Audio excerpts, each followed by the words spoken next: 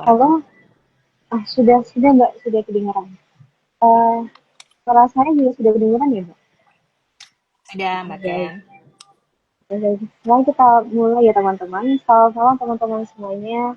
Terima kasih sudah hadir di Kamisan SPK yang hari ini merupakan perdana dari Kamisan SPK itu sendiri.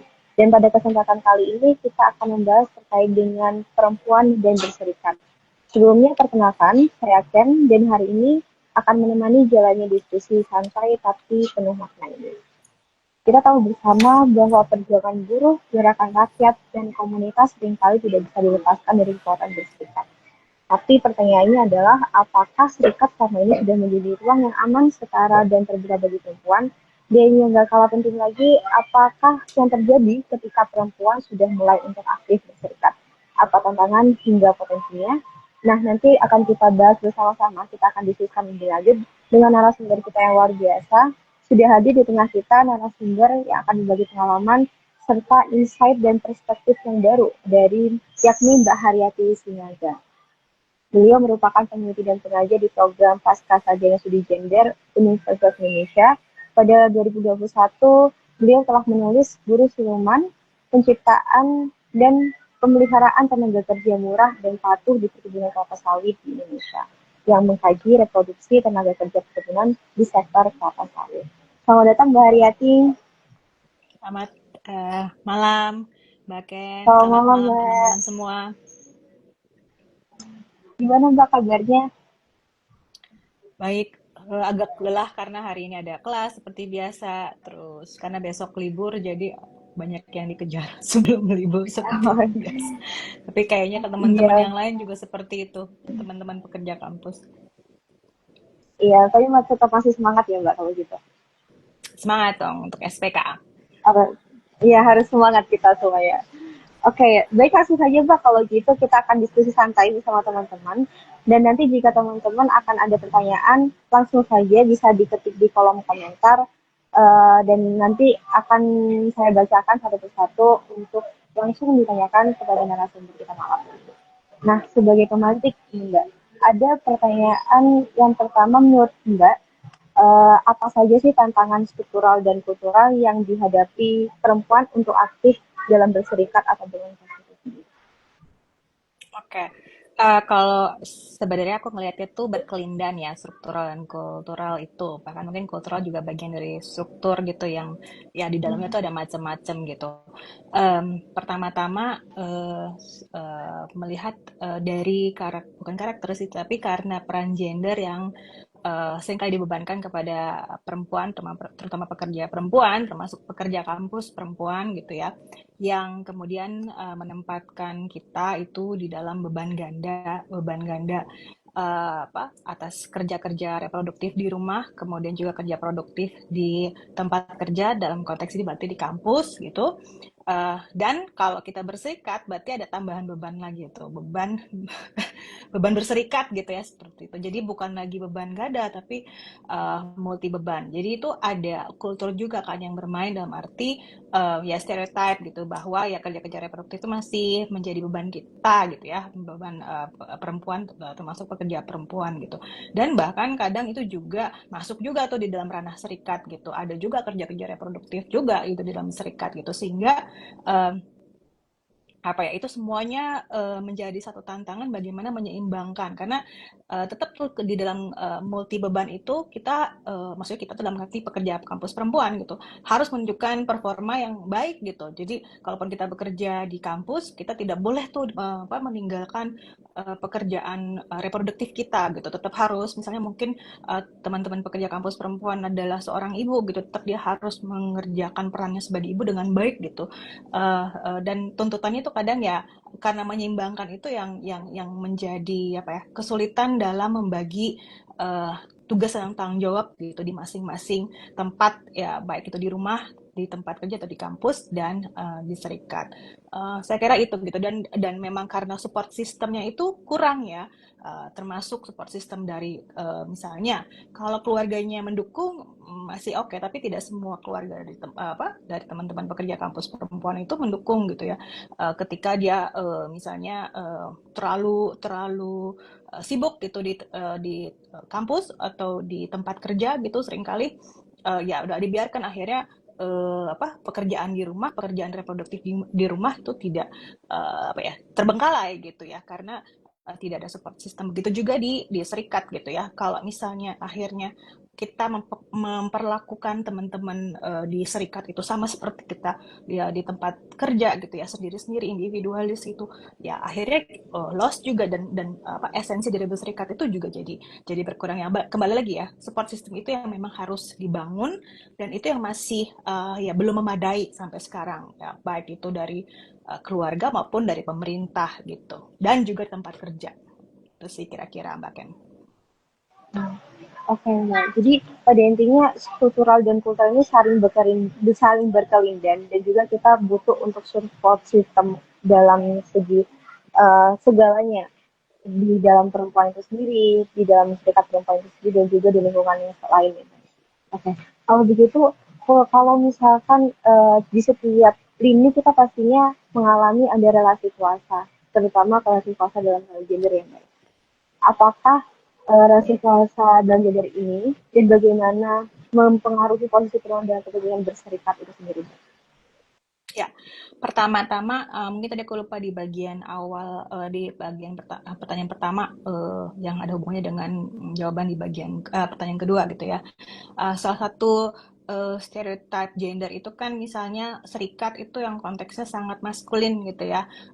Dan ini juga meskipun misalnya sektornya tuh masih mendominasi di sektor yang dominasi perempuan, itu masih ciri maskulinitas dari serikat itu kadang masih belum bisa dilepaskan gitu ya. Nah itu juga berpengaruh dalam konteks relasi kuasa yang bermain dalam misalnya tampuk pimpinan gitu ya di serikat, yang karena karakteristik serikat itu adalah maskulin, kebanyakan laki-laki gitu, sehingga tentunya pimpinannya yang dianggap ajak, yang cocok itu adalah laki-laki juga gitu, seperti itu. Dan kadang ini terjadi bahkan di dalam serikat yang tadi aku bilang anggotanya mungkin masih kebanyakan perempuan, meskipun sekarang um, makin ke sini kita masih bisa sudah melihat gitu ya, sudah mulai beragam, sudah mulai inklusif gitu ya serikat, tapi masih banyak PR. Nah, jadi ciri maskulinitas itu gitu yang yang melihat bahwa yang cocok, yang lebih capable, yang punya karakter yang istilahnya mungkin disegani gitu ya, disegani. Mungkin itu juga ada hubungannya dengan pandangan kita bahwa serikat itu hanya konteks buruh pabrik gitu ya, misalnya yang ya itu yang kerah biru gitu, yang ya itu masih terbatas gitu, sehingga ketika ada pimpinan-pimpinan yang bukan laki-laki termasuk perempuan gitu ya. Nah, itu dianggapnya masih mungkin masih sebelah mata gitu ya.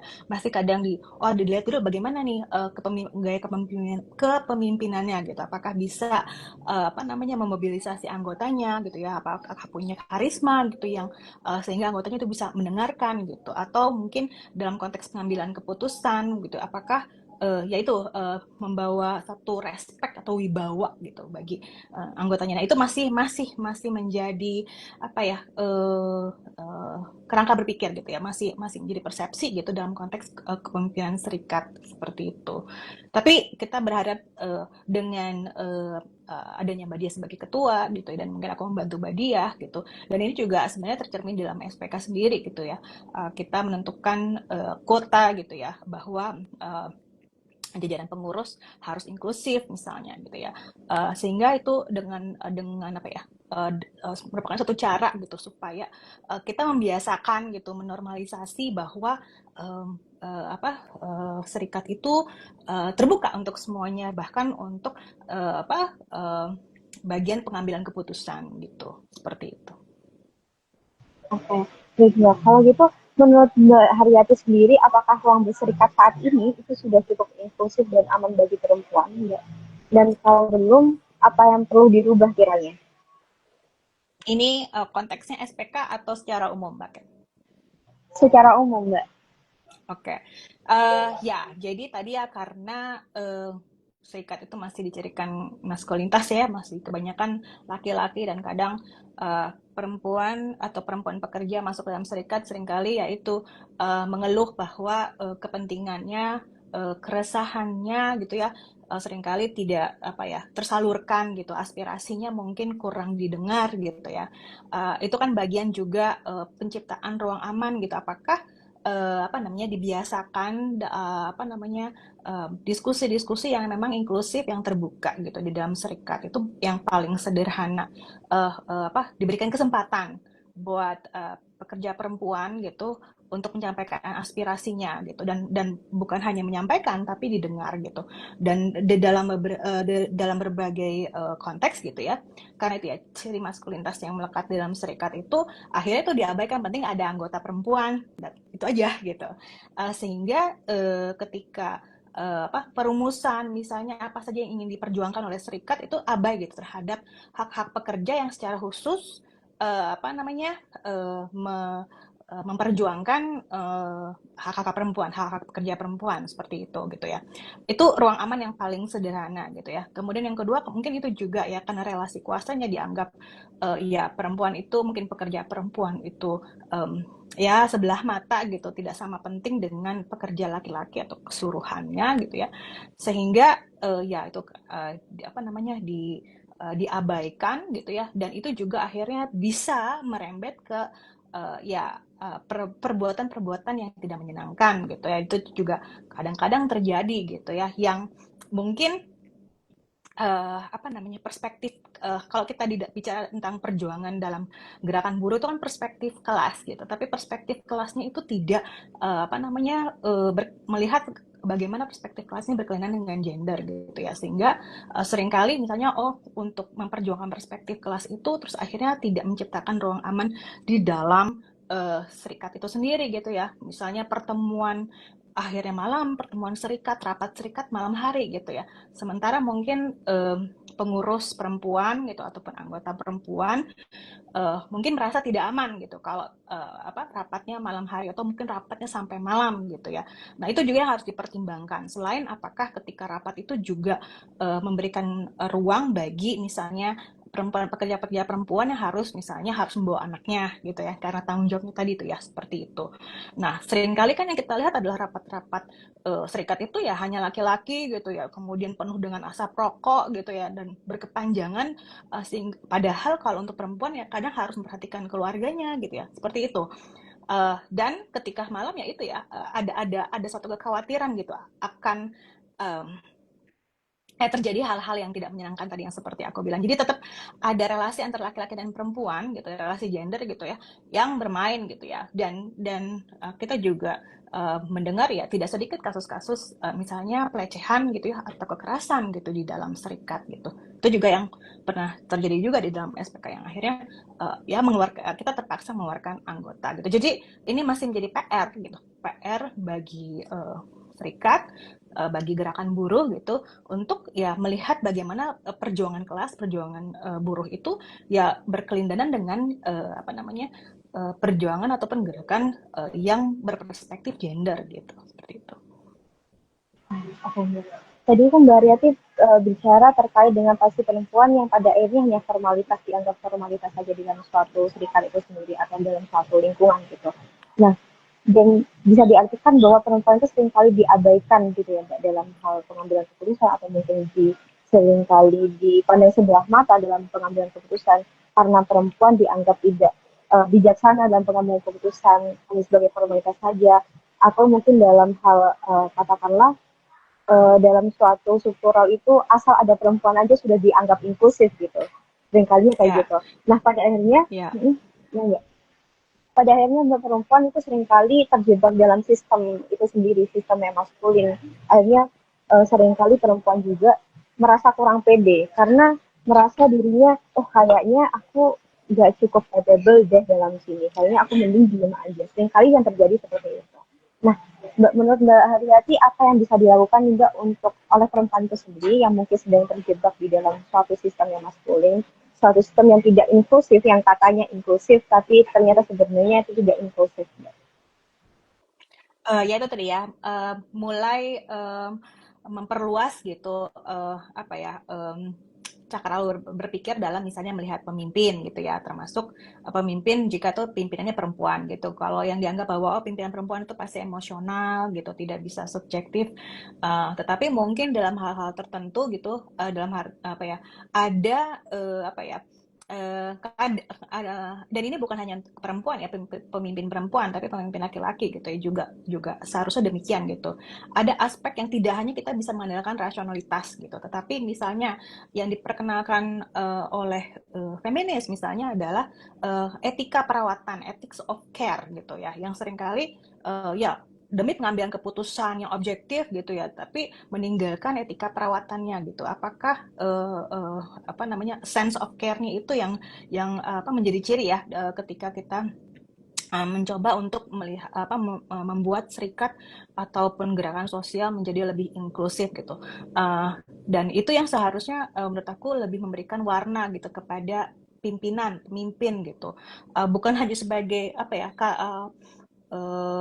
termasuk juga anggotanya ya, pengurus dan anggotanya gitu, bukan hanya pribadi yang istilahnya harus disegani gitu ya, harus itu mungkin penting dalam menunjukkan respect dari anggotanya gitu, tetapi apa yang juga penting adalah itu etika etika perawatan yang menurut aku itu seringkali ditinggalkan gitu. Dan ketika kita memasukkan pemimpin perempuan gitu ya itu tadi ya, mungkin karena beban beban kerja reproduktif itu yang seringkali dilekatkan pada perempuan, sehingga perempuan itu juga kadang dituntut harus memperhatikan hal-hal yang mungkin sepele, hal-hal yang apa namanya, itu lebih ke apa, emosional, lebih subjektif gitu ya, yang seringkali itu diabaikan gitu dalam relasi, bahkan dalam serikat gitu. Justru dengan seperti itu gitu ya, memperluas, memperkaya gitu relasi sosial di dalam serikat gitu ya, seperti itu sih. Sehingga kita juga apa ya, berjuang bersama-sama itu bukan berjuang uh, apa ya, istilahnya tanpa dasar, tapi karena ada solidaritas yang dibentuk gitu, uh, ya karena merawat bersama gitu gerakan ini gitu, bukan manusia-manusia yang tidak ada perasaannya, yang hanya semua berpikir secara rasional, tidak seperti itu gitu. Tetapi kita bersama gitu membangun solidaritas itu karena ada etika perawatan juga gitu kan, seperti itu. Ini hanya sebagai contoh sih, Mbak Ken. Sekali lagi, saya untuk mengingatkan kepada teman-teman untuk kalau jika ingin menanyakan pertanyaan kepada narasumber bisa langsung diketik saja teman-teman melalui kolom komentar ini. Oke Mbak. Selanjutnya Mbak, aku jadi tadi kan sempat berbicara terkait dengan kelas juga. Ada irisan juga bagaimana kelas dan gender itu dalam satu serikat. Nah, bagaimana interseksi antara kelas, gender, dan sektor pekerjaan mungkin ya mempengaruhi partisipasi perempuan dalam gerakan serikat itu sendiri? Oke, jadi ya di sektor yang sektor pekerjaan yang memang didominasi oleh perempuan, misalnya garment gitu ya. Jadi itu sudah semakin umum perempuan berserikat gitu ya. Bahkan semakin ke sini kita bisa melihat contoh-contoh dari teman-teman kita gitu, serikat-serikat pekerja di industri garment gitu diisi oleh perempuan-perempuan, anggota-anggota kerja perempuan gitu, dan juga apa bahkan pengurus dan pimpinannya juga perempuan yang cukup solid gitu ya, makin ke sini gitu ya. Jadi itu memang sektor yang dominasi. Nah, yang mungkin menjadi tantangan adalah ketika sektor-sektor yang ya itu masih didominasi oleh laki-laki gitu ya. Tadi balik lagi karena ciri serikat itu maskulin gitu, di situ dominasi laki-laki gitu ya. Jadi ya mungkin masih agak-agak segan gitu ya, masih agak-agak canggung gitu ya, atau mungkin relaktan, jadi tidak ingin gitu, tidak ada keinginan atau motivasi untuk apa namanya, berserikat gitu, karena ya takut tadi ya, mungkin khawatir nanti tidak dianggap gitu ya, terus tidak ada ruang untuk menyampaikan aspirasi, apakah bakal didengar gitu, kepentingannya bisa disalurkan atau tidak gitu ya. Terus tantangan yang kedua ya kalau kita ngomongin kelas gitu adalah di dalam beberapa sektor gitu ya, pekerja-pekerja perempuan itu justru menempati pekerjaan-pekerjaan yang mungkin sifatnya lebih temporary, atau kontrak gitu ya, atau outsource gitu, sehingga itu menyulitkan mereka untuk bergabung dengan serikat gitu. Sekali lagi kan berarti kan mereka sudah ada beban ganda ya kan, beban kerja di rumah dan beban kerja di tempat kerja gitu, tambah lagi berserikat itu kan berarti kan harus ada waktu dan energi ya yang diberikan gitu.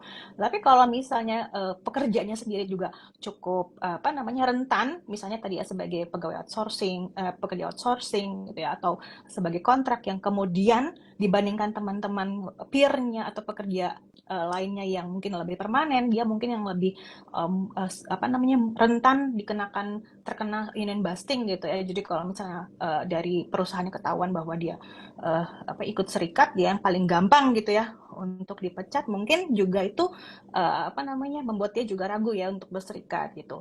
Kemudian yang kedua ya itu tadi karena statusnya sebagai uh, yang lebih fleksibel itu tadi kontrak, outsource dan sebagainya gitu, itu berarti kan dia harus bekerja lebih banyak ya supaya bisa mendapatkan upah yang layak gitu, sehingga mungkin udah berkurang waktu dan tenaganya gitu untuk berserikat. Nah, hal-hal yang seperti itu tuh yang menjadi tantangan struktural ya, uh, perempuan berserikat gitu. Kalau kita lihat kelas apa gender dan juga sektor-sektor yang berlaku. Nah, kemudian kalau untuk sektor pendidikan misalnya kalau kita bicara pekerja kampus, ini adalah sektor yang uh, kerah putih gitu, yang sebelumnya itu kan nggak menganggap dirinya sebagai pekerja gitu ya.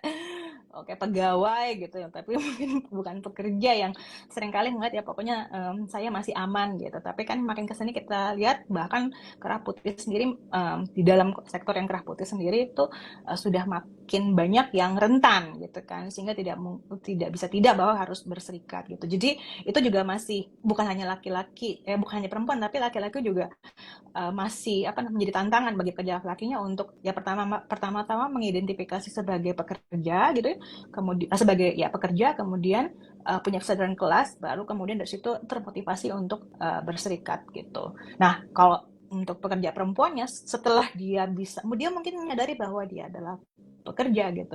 Tapi kembali lagi, apakah ketika dia masuk ke serikat itu dia apa merasa di apa ya dirangkul gitu ya, merasa memang menjadi anggota yang penting gitu, aspirasinya gitu didengarkan. Nah, itu juga menjadi salah satu apa ya alasan lain gitu yang bisa memotivasi pekerja perempuan untuk berserikat gitu.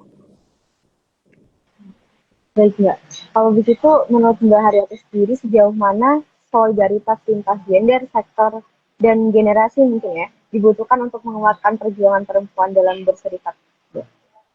Oke, pertama dari solidaritas misalnya kita membangun apa ya jejaring gitu ya dengan serikat-serikat yang lain, misalnya dalam konteks SPK dengan serikat-serikat yang mungkin yang tadi contoh aku bilang serikat yang mengorganisir sektor yang didominasi oleh perempuan gitu, contoh garment gitu, yang mereka sudah lebih lama gitu ya bekerja mengorganisir mobilisasi perempuan, kemudian melihat isu-isu yang ada bukan cuma isu-isu sebagai pekerja, tapi pekerja perempuan yang itu lebih spesifik ya gitu ya. Jadi kita mungkin bisa belajar best practice dari mereka yang sudah lebih dulu ya, sudah punya rekam jejak yang lebih panjang gitu. Apa saja atau strategi-strategi apa saja untuk bisa mendorong khususnya anggota-anggota perempuan, pekerja perempuan untuk apa mau bergabung dengan serikat gitu, yang kita mungkin butuh strategi khusus gitu ya. Misalnya ada beberapa yang kalau aku dengar dari teman-teman dari serikat buruh di garment, ya mereka bikin seperti apa namanya lingkar-lingkar diskusi gitu ya, hanya di mana buruh perempuan itu curhat gitu, bahkan mereka punya pelatihan untuk bercerita atau menuliskan uh, apa namanya akan menjadi permasalahannya buruh perempuan tersebut, baik itu di rumah maupun di tempat kerja gitu. Nah, dari situ ada seperti ruang aman gitu ya, mungkin ada yang awalnya segan gitu untuk bercerita atau nggak terbiasa untuk mengeluarkan unek-unek, kan bisa dituliskan saja gitu kan, seperti itu contoh. Atau posko gitu, kalau misalnya apa perempuan atau pekerja perempuan mungkin kebingungan kalau misalnya ada masalah, saya harus cerita ke siapa gitu. Kalau ada posko-posko ya, ini juga yang pernah aku dengar gitu, posko-posko itu membantu sekali gitu. Posko-posko pengaduan yang terutama isu kekerasan seksual ya yang sangat sensitif gitu ya, atau pelecehan atau kekerasan seksual yang sangat sensitif gitu, dan itu cukup efektif untuk apa namanya memetakan atau sebagai cara gitu untuk mengumpulkan apa yang menjadi permasalahan-permasalahan di tempat kerja yang dihadapi oleh secara khusus oleh pekerja perempuan gitu. Nah itu best practice. Kemudian yang dari solidaritas itu juga kan kita juga bisa uh, melihat atau mengadvokasi isu-isu yang secara khusus dihadapi oleh pekerja perempuan gitu ya, yang mungkin ya itu tadi kalau misalnya kebanyakan pengurus laki-laki misalnya atau pimpinannya laki-laki tidak melihat itu hal yang penting gitu ya, atau tidak melihat itu sebagai isu di tempat kerja, tetapi isu perempuan saja. Padahal tidak demikian ya kan, kita juga sebagai pekerja perempuan nggak bisa meninggalkan identitas kita sebagai pekerja ya kemana-mana ya. Saya sebagai perempuan, tapi juga saya juga sebagai pekerja juga kan seperti itu. Jadi itu tidak bisa dilepaskan gitu. Nah itu kalau kita berjejaring atau bersolidaritas dengan serikat yang lain itu semakin memberikan desakan gitu ya, bahwa ini ada isu yang khusus, misalnya contohnya kasus kekerasan seksual gitu yang seringkali karena terjadi oleh sesama anggota serikat itu yaitu bukan ditutupi tapi akhirnya tidak mencuat dan tidak merasa bahwa ini penting untuk dimitigasi gitu ya, seperti itu. Nah kalau misalnya ada solidaritas gitu ya, advokasi bersama gitu, ini juga menunjukkan kepada seluruh anggota serikat ataupun serikat di dalam jejaring kita, bahkan mungkin publik gitu ya, publik ataupun pekerja secara umumnya gitu, bahwa ini adalah kasus yang penting yang harus um, diperjuangkan gitu ya, diatasi seperti itu dan tidak boleh dibiarkan gitu seperti itu. Nah itu untuk membuat suara pekerja perempuan itu semakin didengar gitu ya.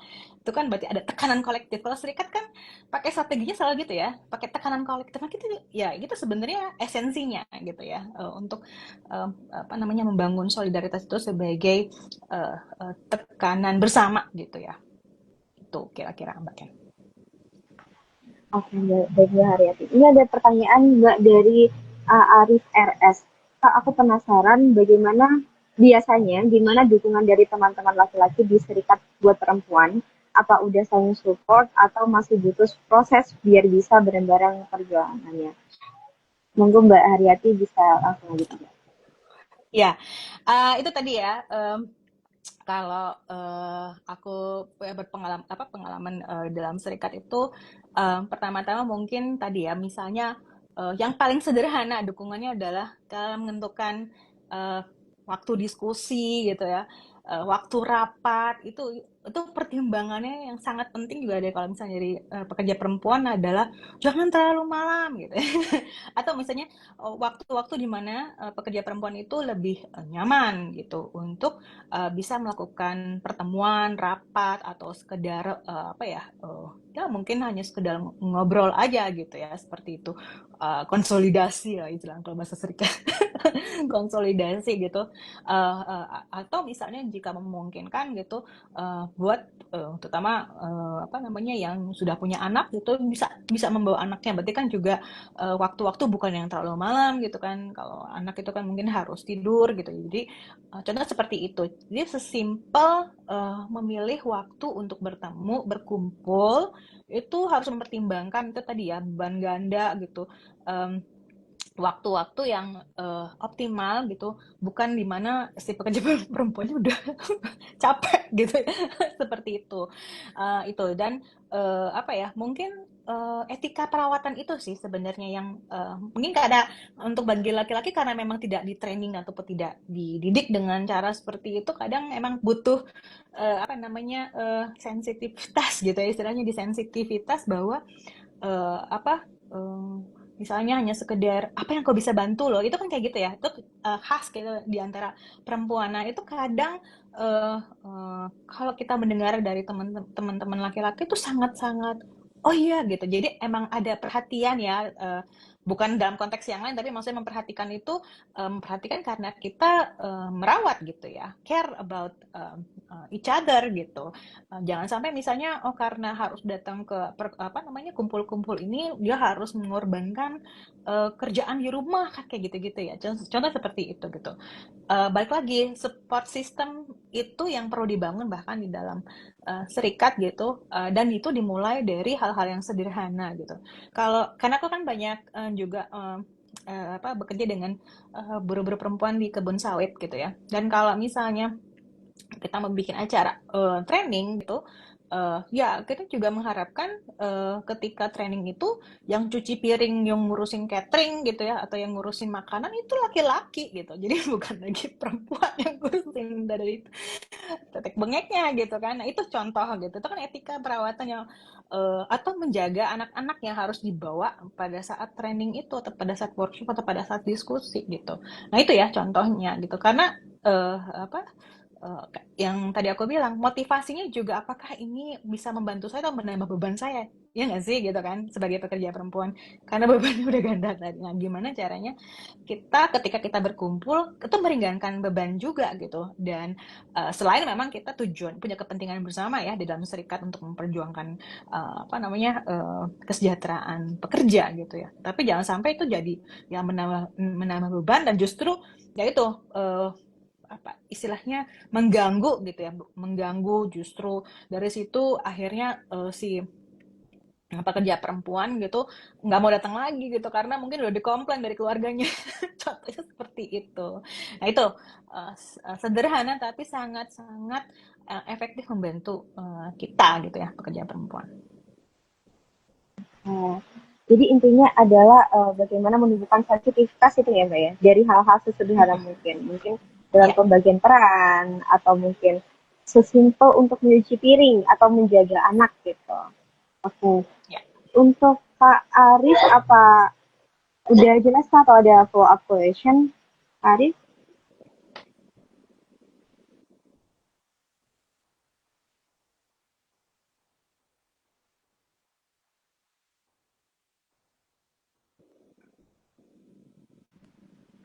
Sembari menunggu Mbak, ini ada pertanyaan satu lagi dari nah, dari Lala underscore Mimi.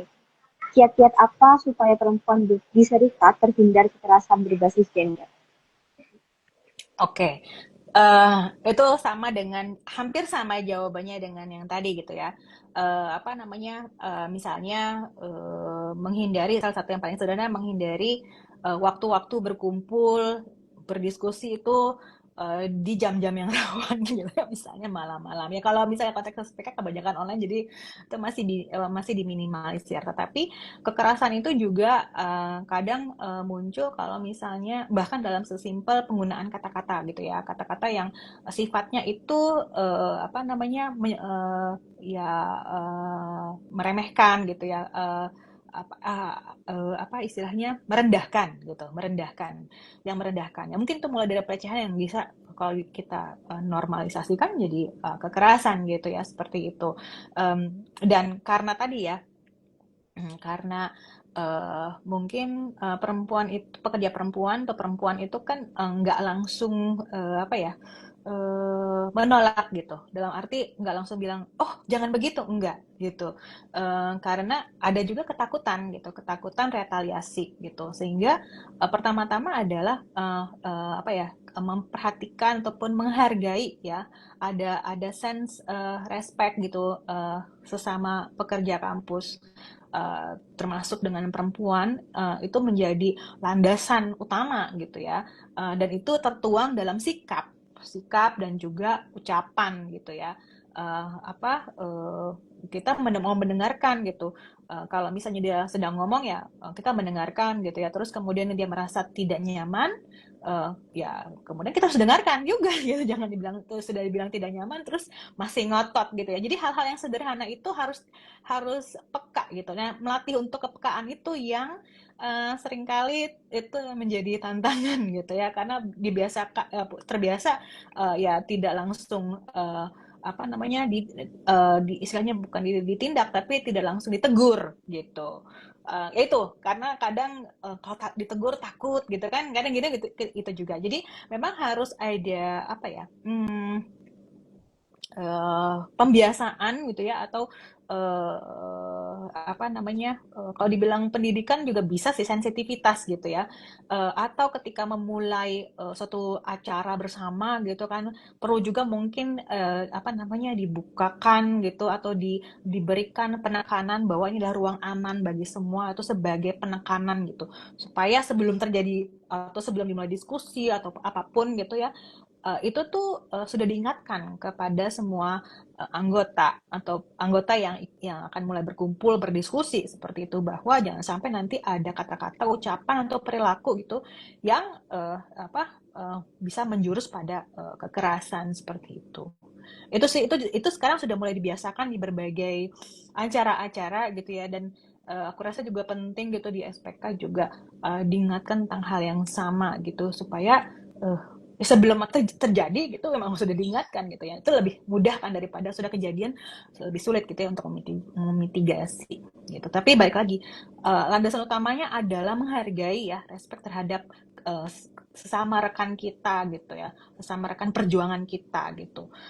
Itu yang memang butuh waktu, tetapi perlu terus menerus ditekankan gitu. Oke, baik. Ini Mbak Riyati juga tadi sempat ada Budia juga join di live ini juga mengatakan bahwa riset SPK juga menggunakan data terpilah gender gitu yang seringkali belum diterapkan ke lembaga lain. Nah mungkin juga jika ada teman-teman dari lembaga lain juga bisa, kalau ada riset bisa juga untuk menggunakan metode seperti yang sudah dijelaskan sebelumnya, yakni data yang terpilah gender itu bisa diterapkan untuk kita membangun suatu lingkungan yang lebih inklusif ya Mbak Ariati. Betul, betul Oke, gitu.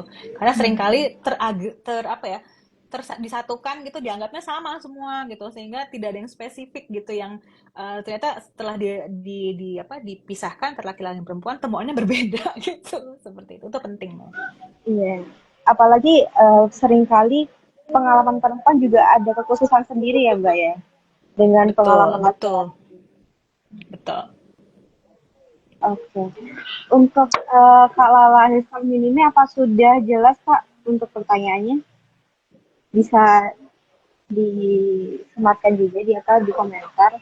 Sudah jelas atau mungkin ada pertanyaan lanjutan?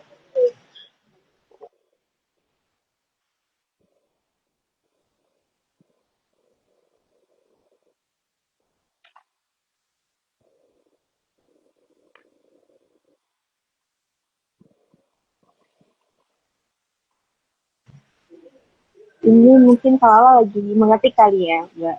Jadi ini Gak ada apa-apa, satu sambil nunggu aja pertanyaan Mbak lagi. Ken. Iya, sambil nunggu Ya. lagi aja. Ini ada pertanyaan dari sebentar, saya coba ke atas. Dari Kyochiro Kaga. Bagaimana cara menumbuhkan sikap aware ke rekan kerja untuk ikut berserikat? Karena terkadang banyak tempat kerja yang cenderung individualis. Terima kasih. Langsung saja Mbak bisa Ya, diberikan sebenarnya sama tanggapannya. itu dengan pekerja kampus ya, terutama dosen kalau bicara, nggak semua pekerja, tapi dalam konteks dosen gitu yang ya apa, secara proses kerjanya itu yang menyulitkan ruang untuk bertemu gitu dengan sesama dosen gitu, dengan sesama ya teman kerjanya gitu ya. Ya kalau misalnya datang ke kampus mengajar gitu, atau mungkin sesekali bimbingan gitu atau menguji, terus kemudian pulang gitu kan. Terus ya sibuk dengan melakukan penelitian atau melakukan pengmas gitu. Jadi itu sangat-sangat relevan gitu ya, dan ini juga masih menjadi PR kita ya di SPK sebenarnya. Bagaimana dalam konteks pekerja kampus yang yaitu ya minim ruang untuk bertemu bersama gitu ya, sehingga juga sulit gitu untuk ada ruang untuk berbagi gitu ya, bahwa ternyata setelah mengeluarkan unek-unek, berkeluh kesah, persoalannya sama gitu ya, seperti itu. Ya itu sebenarnya salah satu strategi sebenarnya membangun ruang itu gitu, dan kita ingin justru serikat sebagai ruang yang terbentuk itu untuk apa ya, ya membangun solidaritas itu gitu ya. memang agak sulit kalau nature kerjanya itu tidak terbiasa gitu, bertemu kemudian bekerja sama gitu ya. Meskipun bekerja sama pasti bukan sesuatu yang baru ya, pastinya juga dosen pun gitu kadang melakukan penelitian bersama dengan dosen-dosen yang lain atau peneliti yang lain gitu. Jadi bertemu juga gitu. Jadi ada ruang-ruang kecil tapi mungkin nggak selalu nggak rutin gitu ya, nggak seperti kayak setiap hari kita ketemu gitu. Tetapi apa namanya, caranya itu justru kita melalui serikat gitu ya. Memang mungkin masuknya teman-teman pekerja kampus ke dalam atau bergabungnya teman-teman pekerja kampus di dalam serikat itu kan awalnya mungkin karena ada keresahan gitu ya, keresahan tentang kondisi pekerja kampus. Tetapi selain itu juga bisa menemukan ruang gitu, ruang untuk bertemu dengan dosen-dosen yang lain gitu. Secara khusus saya bicara tentang dosen ya tadi yang karena proses kerjanya itu yang sulit apa ya, bertemu dengan rekan-rekannya gitu. Dan bahkan di SPK ya bukan hanya apa namanya, bukan hanya dosen di dalam kampusnya sendiri, tetapi juga lintas kampus gitu. Jadi ini adalah satu ruang yang ingin kita bentuk bahwa kita berserikat itu karena memang perjuangkannya bersama, bukan sendiri-sendiri gitu ya. Nggak bisa tuh, nggak justru nggak cocok gitu dengan semangatnya serikat gitu.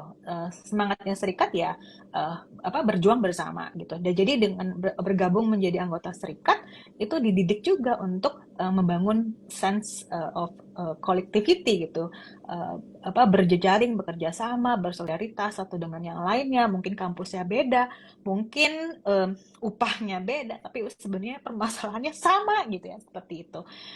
Itu justru PR-nya adalah kita mengajak dulu nih teman-teman yang itu tidak terbiasa atau tidak memiliki ruang itu, dan kita justru apa namanya menawarkan ruang itu bisa teman-teman temukan nih dalam serikat gitu, khususnya di dalam SPK gitu. Sehingga mulai tuh di apa ya istilahnya dipupuk gitu ya rasa-rasa individualisme itu uh, semoga berkurang gitu. Nggak bisa itu istilahnya SDM ya, selamatkan diri masing-masing tuh nggak bisa gitu. Bahkan justru kerjanya tuh perjuangan jauh lebih melelahkan gitu ya kalau misalnya sendirian gitu. Tapi ketika kita bersama-sama kita mungkin nggak akan takut lagi gitu, dan bebannya itu bisa di-share bareng-bareng gitu. Itu sih yang aku juga rasakan dari pengalaman pribadiku ya. Oke. Ini ada lagi mbak pertanyaan dari Kafairos Larissa. Izin bertanya, Kak, apakah pengalaman perempuan dalam serikat bisa menjadi kekuatan kolektif untuk perubahan yang lebih luas, misalnya dalam kebijakan ketenagakerjaan atau sistem sosial? Oke. Langsung saja mbak bisa langsung Nah, menjawab. itulah gunanya ada serikat ya. Nah, serikat itu kalau misalnya nanti harapan kita kalau SPK kan masih di luar apa namanya di luar perusahaan istilahnya ya, bukan di dalam kampus gitu, di dalam unit kampus. Tapi kalau misalnya di dalam unit kampus itu kalau berdasarkan undang kerjaan kita nantinya kan bisa menegosiasikan apa yang disebut dengan PKB, Perjanjian Kerja Bersama gitu ya. Di dalam perjanjian kerja bersama itu bisa dimuat segala bentuk hak-hak ketenagakerjaan dinegosiasikan gitu yang ya itu lebih lebih ya lebih daripada apa yang diatur dalam undang-undang gitu. Nah di situ juga sebenarnya peluang gitu nih kalau serikatnya benar-benar inklusif ya peluang untuk pekerja perempuan menyampaikan kepentingan-kepentingannya gitu, kepentingannya yang menjadi yang spesifik ya terhadap isu perempuan misalnya cuti haid gitu ya. Kadang ini yang salah satu permasalahan yang cuti haid itu ada undang-undangnya tapi belum tentu diatur di dalam tempat kerjanya gitu ya. Nah, itu bisa tuh dibawa dalam PKB gitu. Nah, itu salah satu cara ya bagaimana apa namanya serikat itu bisa mempengaruhi secara tidak langsung maupun langsung dan tidak langsung gitu ya. Apa dan itu bisa menjadi contoh gitu bahwa oh nanti di tempat kerja yang memang menyediakan gitu ya hak cuti haid gitu dan bahkan dipermudah gitu itu bisa menjadi contoh juga gitu. Dan contoh juga dan serikat dalam konteks yang lebih apa besar misalnya dalam federasi ataupun konfederasi itu juga bisa masukkan policy brief gitu ya misalnya bagi pemerintah untuk bisa misalnya oke mendorong pengusaha-pengusaha atau perusahaan-perusahaan tempat kerja yang lain untuk bisa benar-benar memperlakukan hak cuti haid itu gitu, bukan hanya sekedar ada peraturannya tetapi tidak pernah akhirnya didorong gitu ya apa pengusaha pemberi kerja atau tempat kerjanya gitu. Itu sih contoh-contoh yang paling praktis dan paling sederhana gitu. Kalau begitu menurut Mbak Haryati, apakah pemerintah sudah cukup apa ya, sudah cukup ugar atau mungkin sudah cukup perhatian ya Mbak ya dalam kondisi perempuan di Indonesia itu sendiri kalau menurut Mbak? Masih belum ya, tentunya ya. Memang kalau ada beberapa hak-hak tertentu kita mungkin sudah lebih baik ya, misalnya dibandingkan dengan negara lain, misalnya cuti maternitas gitu. Ternyata tidak semua negara ada gitu. Tetapi ini kembali lagi, ini kan mungkin hanya berlaku pada pekerjaan formal gitu ya. Sementara sebagian besar perempuan itu bekerja di sektor informal gitu. Sehingga hak-hak terhadap cuti maternitas, terhadap cuti haid itu tidak ada akses ke situ gitu. Nah, itu yang menjadi PR gitu ya. Sehingga selain juga ada ketentuan ketenaga kerjaannya gitu, yaitu kebijakan pemerintah yang memperbesar sektor informal ini justru jadi bumerang ya buat perempuan gitu. Uh, Satu sisi katanya itu akan juga memperkuat perempuan karena mungkin perempuan masuk ke dalam UMKM misalnya seperti itu. Tapi di sisi lain apakah di situ diatur gitu ya hak-hak tenaga kerjaan khususnya untuk pekerja perempuan. Nah, itu yang salah satu ataupun hal isu utama yang menjadi PR pemerintah terhadap perlindungan pekerja perempuan gitu di Indonesia. Mungkin ini karena keterbatasan waktu ya Mbak, mungkin jadi pertanyaan terakhir dari saya. Oh, ini juga ada satu pertanyaan lain. Saya bacakan dulu dari Kayla.bin.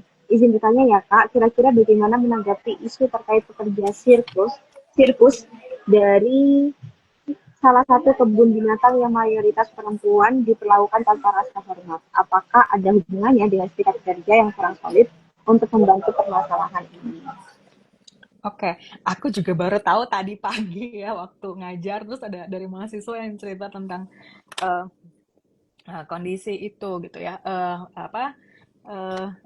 Ya, ini kan salah satu sektor yang apa ya, yang mungkin tidak terorganisir gitu ya. Mungkin aku kurang tahu, tapi aku sampai sekarang mungkin belum pernah dengar namanya Serikat Pekerja Sirkus misalnya seperti itu gitu ya. Sektor-sektor hiburan mungkin yang masuknya ke dalam situ ya gitu, yang mungkin juga masih belum terorganisir. Aku setuju gitu, itu juga salah satu yang menjadi alasan ini insiden ini gitu ya masih terjadi gitu ya adalah karena belum adanya serikat yang memperjuangkan hak-hak pekerja hiburan gitu ya termasuk sirkus gitu ya dan itu kalian sering kali gitu kan dalam konteks informal gitu tadi lagi ya sektornya mungkin informal mungkin kalau konteks sirkus lebih formal tapi konteks-konteks yang lain itu kan lebih kecil gitu ya lingkupnya gitu sehingga ya itu yang tidak sulit untuk diorganisir atau dimobilisasi dalam bentuk serikat sehingga ya itu ya pembiaran terhadap pelanggaran hak-hak ketenaga kerjaan termasuk yang katanya kalau nggak salah atau bahkan ada perbudakan gitu ya perbudakan yang terjadi dalam salah satu pekerja sirkusnya gitu ya itu yang ya akhirnya terjadi gitu yang ekstrim kan itu salah satu yang pelanggaran yang sifatnya ekstrim gitu. Um, Nah, itu ya kembali lagi ya, misalnya kalau harapannya kita ingin memperbaiki perlindungan hak-hak ketenaga kerjaan ketenaga kerjaan gitu kan. Selain salah satu caranya adalah ya membuat semua menjadi sektor formal, tapi kalau ternyata tidak semua akhirnya mampu gitu ya. Atau pemerintah mungkin tidak mampu gitu membuat semua sektor menjadi sektor formal gitu. Tapi apakah mungkinkah gitu ya pemerintah itu bisa memperluas perlindungan hak-hak ketenaga kerjaan itu ke dalam sektor informal juga gitu. Misalnya bahwa undang-undang ketenagakerjaan itu juga berlaku bagi UMKM misalnya. Jadi berarti pekerja-pekerja UMKM itu juga harus tunduk pada atau harus mendapatkan UMP gitu ya atau UMK gitu ya seperti itu gitu itu contoh. Jadi dari sisi pemerintahnya juga ada, dari sisi serikatnya juga ada. Dari situ kan berarti pekerja-pekerja dari sektor informal itu juga berhak untuk berserikat gitu. Jadi undang-undang tentang kebebasan berserikat itu juga berlaku gitu. Bukan yang dikit-dikit akhirnya karena UMKM itu gampang union busting gitu ya. Ingin berserikat terus kemudian akhirnya dipecat gitu. pekerjanya gitu, karena ternyata perlindungan ketenaga kerjaan itu hanya berlaku pada sektor formal. Itu juga sulit juga akhirnya. Memang penting berserikat, tetapi udah keburu kena ini duluan gitu, kena bumerang duluan gitu, dari kena intimidasi duluan dari pemberi kerjanya gitu. Jadi memang serikat itu penting, tapi juga harusnya ada dorongan juga dari pemerintah gitu, supaya ini juga serikat itu tidak hanya konteks di sektor formal gitu ya. Memang sekarang teman-teman freelance misalnya sudah berserikat ya, misalnya kita sudah tahu ada misalnya sindikasi gitu ya. Bahkan teman-teman NGO gitu ya, meskipun ada NGO yang ngaku UMKM, tapi juga berserikat gitu ya. Seperti itu yang sektor-sektor yang jarang gitu, yang sebelumnya mungkin kita tidak pernah dengar mereka akan berserikat gitu, tapi ternyata bisa gitu. Seperti itu. Itu juga bisa didorong gitu untuk konteks pekerja sirkus gitu ya, seperti itu. Oh, baik Mbak Haryati. Ini ada juga pertanyaan Mbak Haryati dari Austin PD9. Ibu menyebutkan pekerjaan formal dan informal. Seperti apakah model pekerjaan informal yang Ibu maksud, dan apakah menurut Ibu dapat diberlakukan juga di pekerja perempuan berserikat informal? Jadi mungkin maksudnya adalah apakah model pekerjaan informal itu seperti apa, dan juga apakah pekerja perempuan yang informal itu dapat berserikat gitu Mbak. Oke, ini aku masih pakai definisi yang sangat-sangat kasar ya. Itu ada banyak definisi tentang sektor informal. Tetapi yang sangat sederhana dan mungkin sangat dekat, praktis gitu ya, praktis dan pragmatis adalah UMKM misalnya, seperti itu, yang dianggapnya itu adalah sektor informal. Sehingga peraturan-peraturan yang berlaku pada sektor formal itu tidak berlaku, termasuk tentang gitu, perlindungan ketenagakerjaan gitu ya. Ya kalau pekerjanya di UMKM itu tidak wajib untuk diberikan UMP atau UMKM gitu, seperti itu. Diperbolehkan karena dianggap modalnya lebih kecil gitu ya dibandingkan sektor formal, seperti itu. Sehingga bentuk-bentuk kerja ataupun bentuk kontrak kerjanya juga seringkali yang macam-macam gitu, bahkan kadang nggak ada kontrak kerja kan gitu ya, seperti itu gitu. Jadi ya semuanya berdasarkan misalnya perjanjian secara verbal aja gitu ya. Misalnya saya dijanjikan 3 juta per bulan, ya udah gitu, tapi itu juga akhirnya mudah untuk diberhentikan gitu, sama seperti saya juga mudah untuk berhenti gitu ya. Itu juga karakteristik dari pekerjaan sektor informal dan pekerjaan informal gitu ya, yang tidak ada ikatan yang khusus gitu ya antara si pekerjanya dengan pemberi kerjanya, seperti itu. Nah, kalau tadi dibilang apakah berserikat gitu ya, justru yang tadi aku bilang contoh gitu, teman-teman freelance gitu kan, teman-teman freelance itu kan bukan yang bekerja secara freelance itu kan dianggapnya itu kan masuk ke ranah informal gitu ya, karena bukan karena sektornya, tapi lebih ke karakteristik kerjanya itu ya, yang fleksibel gitu, berdasarkan proyek gitu ya. Kalau udah proyeknya selesai ya sudah gitu ya, seperti itu. Nah, itu yang kita lihat sudah mulai mengorganisir dirinya misalnya di sindikasi gitu. Jadi meskipun memang ya konteks undang-undang ketenaga kerjaan sekarang itu kalau mengadvokasikan masih dalam level unit kerja, yaitu perusahaan atau ya kalau kita konteksnya kampus gitu ya. Tetapi masih bisa serikat itu masih bisa mengadvokasikan dengan celah-celah yang lain gitu, yang mungkin yang non tradisional atau non tradisional yang dilakukan oleh serikat di level unit kerja gitu ya, seperti itu gitu. Itu masih bisa, dan itu juga mengapa teman-teman yang freelance gitu ya itu punya motivasi untuk berserikat gitu, karena melihat ada kemenangan-kemenangan, ada capaian-capaian yang bisa digapai gitu ya, seperti itu. Atau teman-teman ojol misalnya, seperti itu. Ini yang aku tahu misalnya cerita teman-teman ojol di Serang gitu ya, yang kalau nggak salah namanya itu Serdadu gitu ya. Mereka kan bukan karakter, bahkan mereka disebutnya mitra ya, bukan pekerja gitu ya. Nah, itu ketika mereka akhirnya berbentuk serikat gitu ya, serikat yang bukan dalam konteks yang tradisional gitu, yang bentuk tempat kerja gitu ya. Mereka memang ke dalam satu platform gitu, tapi kan mereka masing-masing gitu. Nah, itu juga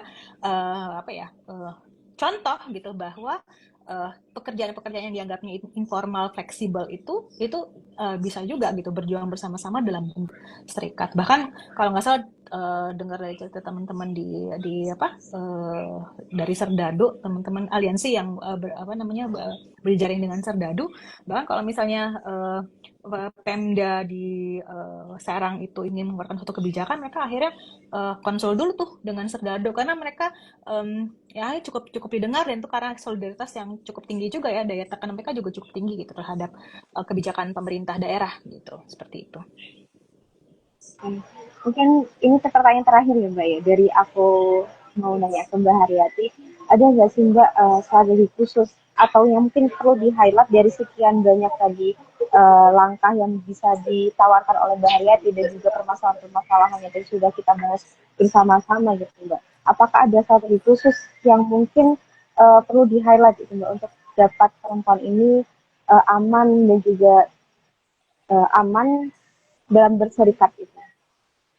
Oke, yang pertama adalah apa namanya, serikat itu harus terbuka untuk semua dan mendorong, bukan cuma terbuka tapi juga aktif ya, mengajak pekerja perempuan gitu. Dan salah satunya adalah menawarkan bahwa kalaupun misalnya perempuan itu berserikat, apa bukan menambah beban pekerja perempuan gitu ya. Misalnya tadi ya, untuk melakukan aktivitas-aktivitas serikat itu dalam waktu-waktu yang cukup sensitif gitu ya, dengan tugas-tugas apa yang harus dilakukan oleh pekerja perempuan seperti itu. Dan yang kedua adalah ya mendengarkan ya, itu ya, etika perawatan itu yang harus dibangun di dalam serikat gitu ya. Termasuk kepekaan dengan persoalan-persoalan yang dihadapi oleh pekerja perempuan gitu, yang kadang tidak sendiri secara otomatis itu terkeluar gitu ya dari pekerja perempuan. Itu butuh menciptakan ruang yang dimana pekerja perempuan memang benar-benar aman dan merasa nyaman untuk mengeluarkannya. Itu sih sebenarnya yang paling, dua hal yang paling strategis, dan itu yang berangkat dari pengalamanku, baik dari pengalaman pribadi sebagai pekerja perempuan dan juga bersama-sama bekerja bersama dengan buruh-buruh perempuan atau pekerja perempuan di sektor lain gitu. Jadi pada intinya itu serikat itu harus terbuka dengan apa ya, dengan siapapun anggotanya dan untuk menawarkan atau membagi pekerjaan itu secara adil gitu ya Mbak, baik untuk laki-laki juga, baik untuk perempuan atau mungkin untuk yang lainnya juga. Dan juga yang poin yang kedua yang perlu di-highlight adalah etika perawatan, salah satunya itu kepekaan itu yang harus dibangun dalam berserikat itu sendiri. Oke, baik Mbak. Mungkin itu akhir dari diskusi kita pada malam hari ini. Tapi teman-teman jika ingin ada pertanyaan, mungkin kita hari Kamis depan akan ada Kamisan SPK dengan tema yang lain. Dan jangan lupa juga join setiap jam 7 malam waktu Indonesia bagian Barat di live langsung di Instagram SPK. Terima kasih banyak untuk Mbak Riyati selaku narasumber atas waktunya dan insight-nya luar biasa Mbak. Terima kasih banyak. Dan juga Terima untuk kasih Mbak teman-teman, Ken. terima kasih. Dan juga untuk teman-teman yang sudah bersedia hadir di live Instagram SPK malam hari ini. Semoga obrolan hari ini dapat menjadi pengingat dan juga alarm bagi kita semua untuk mengingat dan juga untuk merawat ingatan, mengasah daya kritis kita dalam isu-isu sosial lainnya. Dan juga bahwa berserikat bukan hanya terkait dengan perjuangan hak, tetapi juga soal menciptakan ruang yang aman, adil, dan setara untuk semuanya, termasuk di dalamnya ada perempuan. Seperti yang sering kali saya mention di berbagai diskusi, ada salah satu penulis yang saya suka, penulis dari Timur yang bernama Theoresia Rumpe. Dan di salah satu tulisannya itu, beliau mengatakan bahwa kerja-kerja kecil yang kau lakukan itu barangkali bukan tentang uang, melainkan melampaui sebab ia menyelamatkan nyawamu. Terima kasih teman-teman. Sampai jumpa di Kamisan SPK minggu depan. Terima kasih Mbak Riyati. Terima kasih Mbak Ken, terima kasih teman-teman semua. Sampai jumpa lagi. Saya izin live ya. Iya Mbak. Terima kasih. Selamat malam.